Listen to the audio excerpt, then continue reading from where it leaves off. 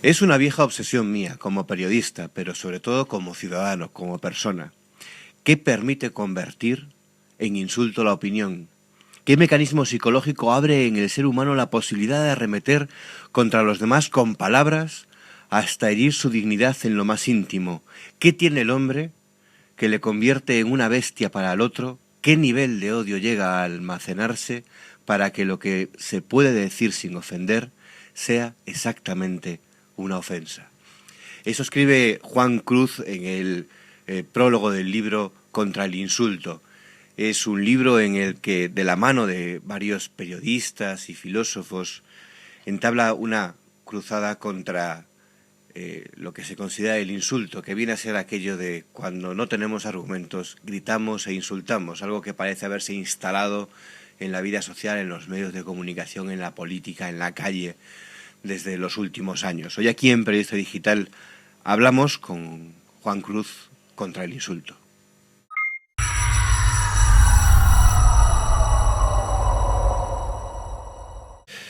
Bueno, Juan, bienvenido de nuevo a Periodista Digital. Muchas gracias, Miguel. A ti siempre, esta vez para hablarnos contra el insulto, y cuenta en las primeras líneas de este libro que, o se pregunta más bien, ¿qué es lo que permite que el insulto sea opinión, ¿no? Y también podríamos hacer al revés, ¿qué es lo que permite que a veces demos como opinión un insulto, ¿no? Yo creo que la falta de respeto. Esta no es privativa. Mira, hoy he escrito yo un blog, que es una reflexión sobre un libro de Arturo Pérez Reverte, que a mí me gusta mucho, que es El pintor de batallas. Y yo hablo ahí de la melancolía en la que a veces se sumerge, casi sin querer, este escritor al que yo estimo, he editado y admiro. Como persona, me parece un hombre de una energía narrativa extraordinaria. Bueno, pues uno de los blogs, de los blogueros, ha entrado con un nombre supuesto a decir barbaridades contra él. Entre las palabras que utiliza está la palabra puta. No diré en qué contexto. Yo he borrado ese comentario y lo seguiré borrando. Claro. Yo no puedo ser cómplice en el ámbito en el que vivo del insulto.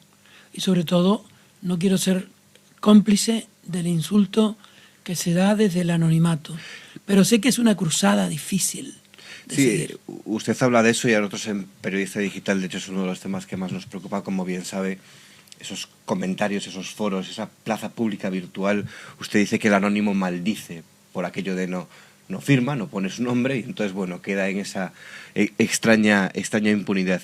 Y hablando de esto, de lo que ha comentado usted ahora del blog, por ejemplo, en casos como el nuestro en Periodista Digital, usted en el libro lamenta que esa plaza pública que podría ser para la reflexión, quizá la hayamos dejado convertirse en otra cosa. Sí. ¿Cómo poder atajar? Porque claro, este es un debate un poco extraño, porque dice, bueno, claro, es que la libertad, el dejar opinar, el que sea un foro, ¿dónde está el equilibrio? El equilibrio está en el anonimato. Anónimo, que se ha querido prestigiar con acciones sociales, mediáticas muy llamativas, es sinónimo de insulto y de falta de respeto. Una persona que se dirige enmascarado a otra está ya insultando a esa otra persona. Aunque porque sea un argumento lo que tú te ponga. llamas Miguel, tú tienes tu apellido, tu segundo apellido, tú tienes tu origen, tú tienes tus opiniones, tu filiación, tu manera de ser.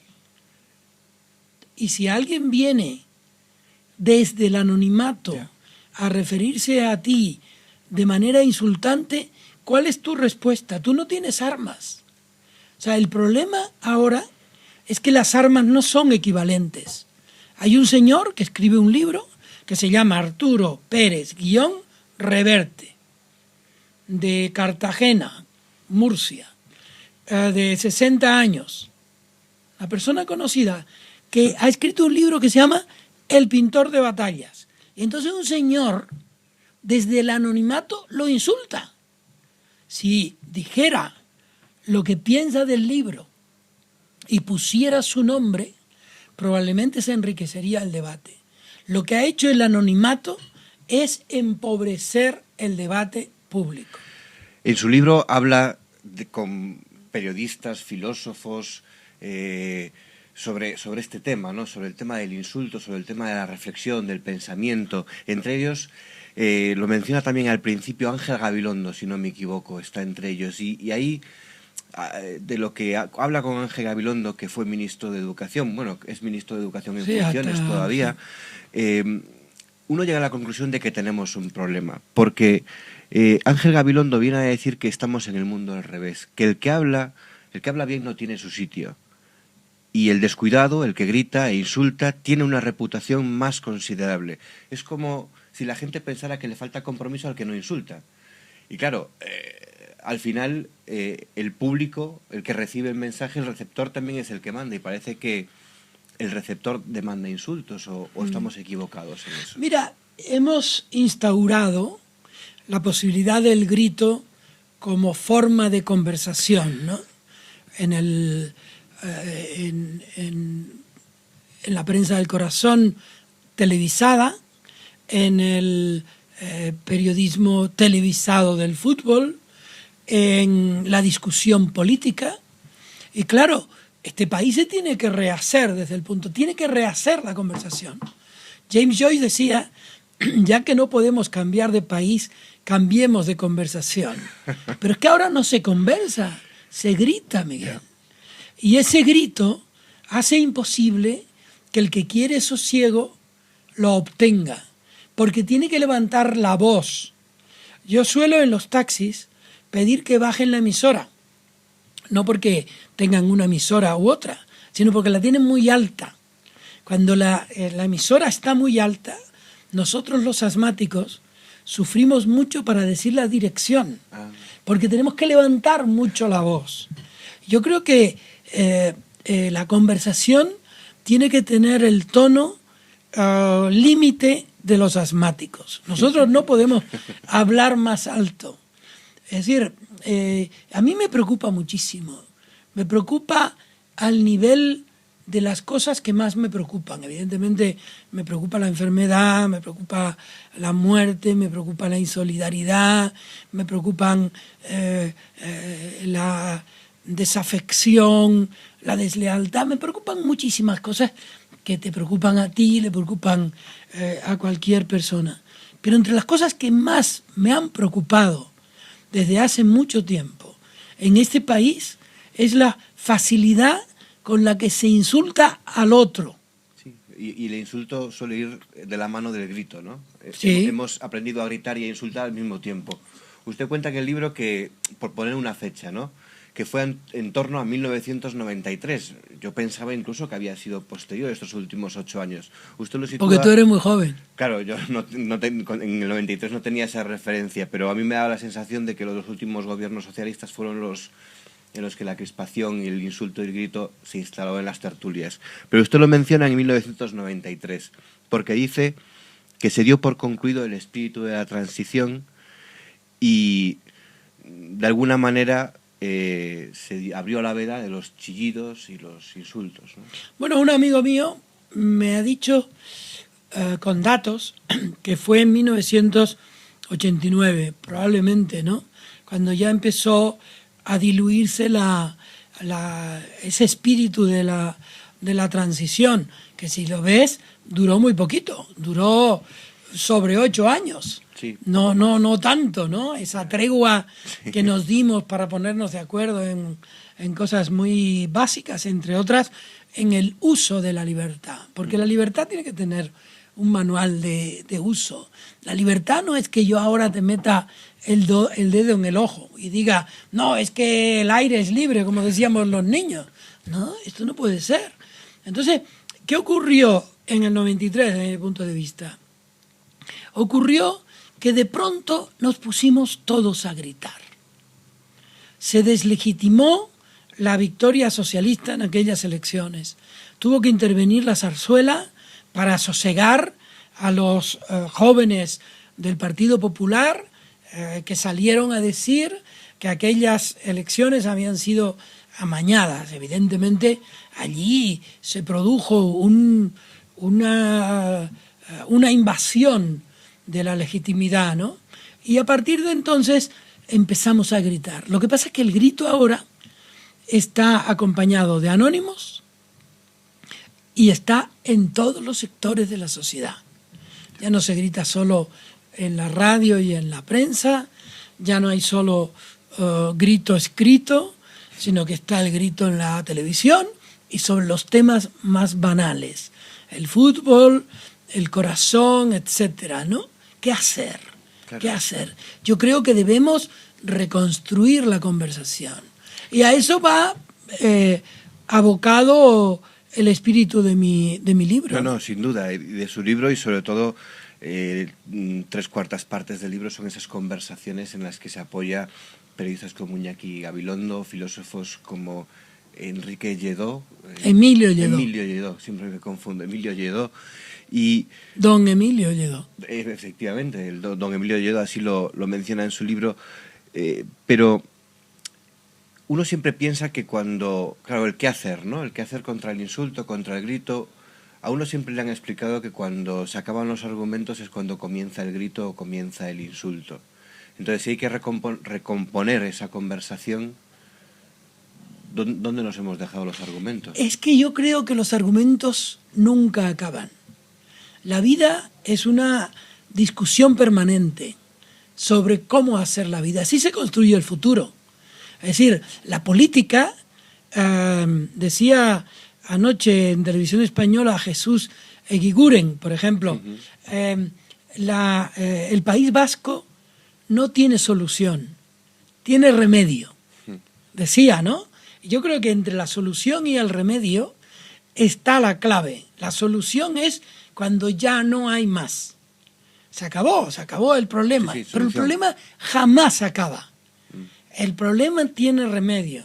Tiene remedio una enfermedad, tiene remedio un desacuerdo. O sea, si tú y yo estuviéramos en desacuerdo y tuviéramos buena voluntad, estaríamos buscando incesantemente el remedio. Claro. ¿Comprendes? Y nos remediaremos. De hecho, nuestras madres y nuestras abuelas usaban la palabra remedio muchísimo, porque ellas sabían que no había cura. La cura total no existe. La vida, como dice el escritor colombiano Fernando Vallejo, es una enfermedad incurable, pero tiene remedio. Decía Leonardo Sciascia, el escritor italiano, que la felicidad es un instante es un remedio. El que tú puedas reír en medio de la catástrofe. Decía Bertolt Brecht que también se puede cantar en los tiempos oscuros. Busquemos el remedio. Y busquemos el argumento, entonces. Exactamente. El argumento es el remedio. Pero para argumentar hay que reflexionar, hay que pensar, hay que ir más allá del impulso, del instinto comunicativo, que casi el instinto comunicativo es el insulto, el grito.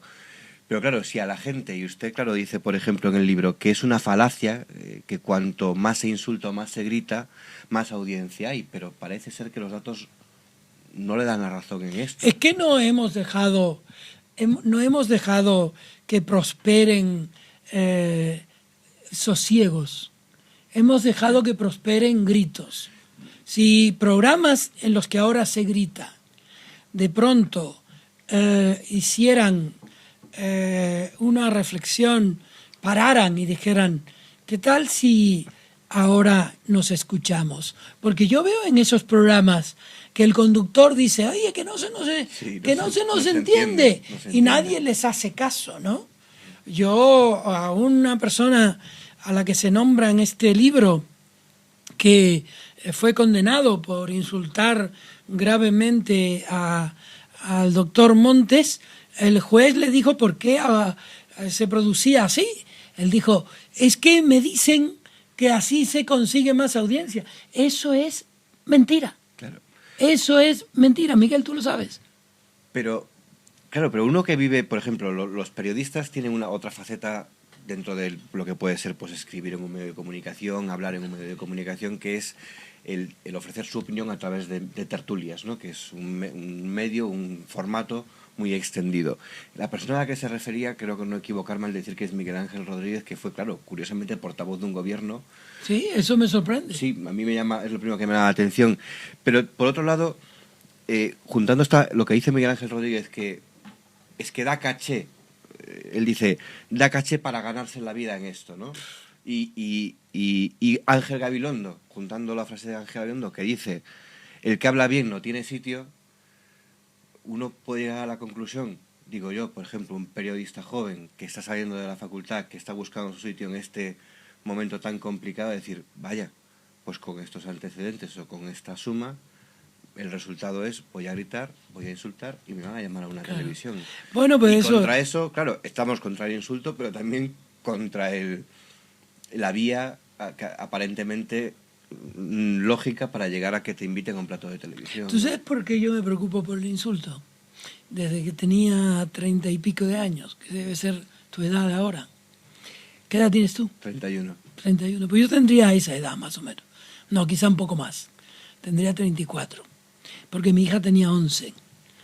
Y entonces yo venía de mi casa, poseído, de mi trabajo, poseído por la razón. Yo sabía que la mayor parte de las personas a las que ese día había tratado, otros periodistas, políticos, gente del mundo de la cultura, eran o imbéciles o descerebrados. Y yo venía a mi casa diciéndolo.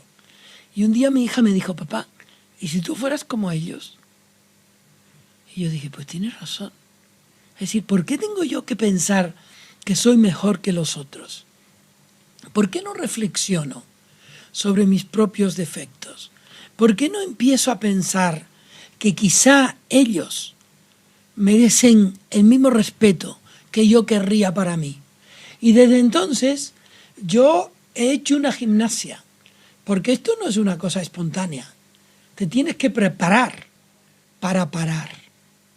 Te tienes que preparar para parar. Y entonces yo, pues, modestamente lo voy haciendo. Y muchas veces me equivoco. El otro día, en la radio, en Radio Nacional, yo tengo me llevan a una tertulia una vez a la semana, por la mañana, y yo suelo introducir humor, sosiego, etc. Pero un día, por alguna razón, yo estaba muy enfadado. Y un amigo, Lalo Ascona, fue un gran periodista y ahora es un empresario, me dijo, Juan, el otro día te vi indignado. Estabas... Y ayer le pedí perdón en antena, porque no hay derecho a usar la indignación para acusar. Si acusas, tiene que ser con argumentos y con sosiego. El otro no se merece nunca el insulto. Se merece las preguntas, se merece la oportunidad de explicarse, etc. Pero el insulto no. Y el grito tampoco. Eso que cuenta es lo que responde a la expresión esta tan nuestra que habla en el libro de ella de cargarse de razón, ¿no? Sí, bueno, que eso era una frase que me decía Javier Pradera, recientemente fallecido. Decía, Juanito, no te cargues de razón, ¿no? Ten cuidado, no te cargues de razón. Y tenía razón. Yo me estaba cargando de razón. Pero por eso cada día lo intento. No sé si lo consigo. Porque lo cierto es que a la sombra del insulto han crecido lo que llama usted falsos prestigios periodísticos, que a veces pueden ser ese espejismo que vemos en medio de intentar emular ese espejismo. Yo recuerdo, ¿no?, periodistas deportivos que insultaban, que fueron condenados, ¿no? Pero fueron condenados y luego indultados porque él procuró que esos mismos políticos a los que él acusaba lo indultaran, ¿no? Es decir, que en realidad luego pidió perdón, pero nunca dijo que había pedido perdón. Pero yo sí lo vi pedir perdón. Es decir, yo creo que El prestigio tiene que nacer de la cultura, de la reflexión, del contraste de lo que uno sabe con lo que sabe el otro, de la lectura. Yo creo que el prestigio tiene que nacer de saber, no de gritar. Y ese prestigio es también el pedir perdón, pero claro, si uno, lo que comentaba ahora, si uno insulta públicamente, debería de pedir perdón públicamente. Cuenta esa frase célebre contra Polanco, que decía Polanco un exabrupto sobre un tema. Sí. Y que no dijo nunca. Que no dijo nunca. Pero lo usaron para hacerle un círculo y decir, mira lo que dice. Y a partir de ahí nació la persecución de Polanco, que culminó en 1997 con el intento de meterlo en prisión. Fíjese. El ejemplo que a todos se nos viene a la cabeza de personas que usan el insulto, que unos pueden pensar, bueno, es más o menos ingenioso, pero no deja de ser un insulto. Lo vivimos con periodistas como Federico Jiménez dos Santos, que todo el mundo dice que no dejó títere con cabeza. No sé cómo vio esta evolución de esta forma de hacer periodismo. Iñaki Gabilondo, en estos micrófonos, dijo que en un momento determinado Antonio Herrero marcó una línea y dijo, de aquí para allá, la libertad, de aquí para allá, apesebraos. Y a partir de ese momento se empezó a hacer una radio que quizá Jiménez dos Santos heredó. Ese es el 93, ¿no? A partir del 93. Hombre, a mí me ha extrañado muchísimo en Jiménez dos Santos, porque Jiménez dos Santos es una persona extraordinariamente culta, muy inteligente. Yo lo conocí cuando era prochino y era una persona radical de izquierdas, ¿no? Luego tuvo un incidente en Cataluña que le amenazaron, incluso le dispararon por sus posiciones en relación con la lengua y el nacionalismo, pero eso nunca es excusa para arremeter como lo ha hecho contra personas a las que se le debe, uno, el beneficio de la duda, dos, sin duda ninguna, aunque sean personas que tú consideres que están fuera del entorno de lo que tú consideras legítimo, merecen respeto. Todas las personas. Los epítetos que él le dedica a muchísimas personas a las que le niega el pan y la sal son, digamos, intolerables. ¿Cree que es justo, no sé si llamarlo castigo o evolución lógica, que se haya tenido que ir de la COPE y haya tenido que buscar su propio refugio para seguir hablando? No lo sé, yo creo que si la Iglesia tiene muchas ramas, ¿no?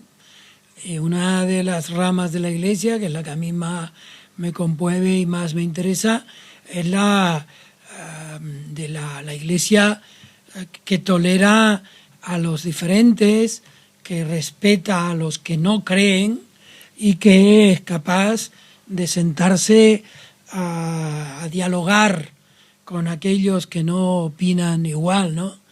El aire intolerante, el discurso, digamos, de repugnancia del otro, que insultante de Jiménez dos Santos, por lo menos tiene que chocar contra esa Iglesia. No sé si toda la Iglesia opinaba lo mismo, parece que no, porque ahí le tuvieron mucho tiempo, pero en fin, a mí me ha extrañado siempre que Federico, por el que yo tuve muchísimo respeto y por el que como persona yo sigo teniendo el respeto que tengo por todas las personas, pero como opinador me ha decepcionado gravemente, al borde de la melancolía.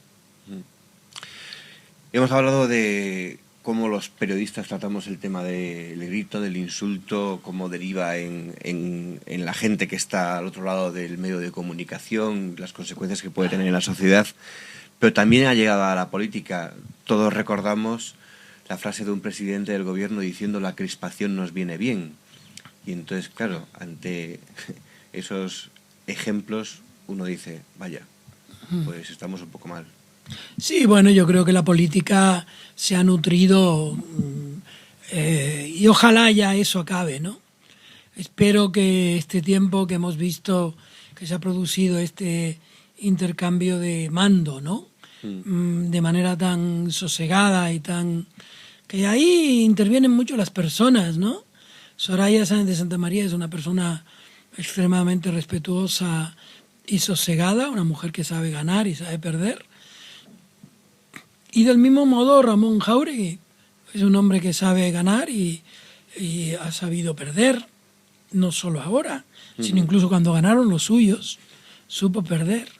Pues auguran un tiempo nuevo. Ojalá los periodistas y la opinión pública sepan interpretar estos signos y sepamos todos, ¿no?, ir contra el insulto, ¿no?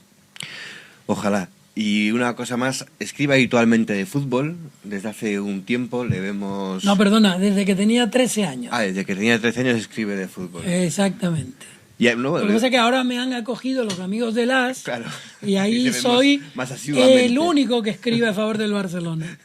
Cosa que está bien. Y además ha publicado un libro sobre fútbol y ha participado en la redacción de algún otro. Y claro, queríamos preguntarle... claro, uno va a los estadios y hay destellos de deporte entre bastante crispación e insulto. Dicen que es bueno, así la gente se estresa, pero claro, no sé cómo lo ve usted, que la gente se estrese de esa manera. Lo mejor del partido del sábado entre el Real Madrid y el Barcelona no fue ese gol Kashmir de Alexis, tampoco fue el gol de Benzema, no fue el gol de Cesc, no fue el gol de Xavi que chocó en Marcelo y despistó a Iker Casillas, ese gran portero. Fue que al final los futbolistas se saludaron en medio del campo y convirtieron aquel clásico en un partido de fútbol, en un juego de compañeros que estaban disputando un partido de competición. Eso fue lo mejor del partido. Y eso augura un cambio de discurso. Espero que un cambio de discurso global, pero un cambio de discurso sobre todo entre las personas que querrían que el discurso fuera un grito. Pues para evitar que los discursos sean gritos, nos quedamos con el pensamiento contra el insulto. Muchas gracias, Juan, por estar con nosotros. Gracias a ti. Siempre me alegra estar contigo porque eres una persona noble, bien informada y que pregunta. Igualmente. Gracias a ti.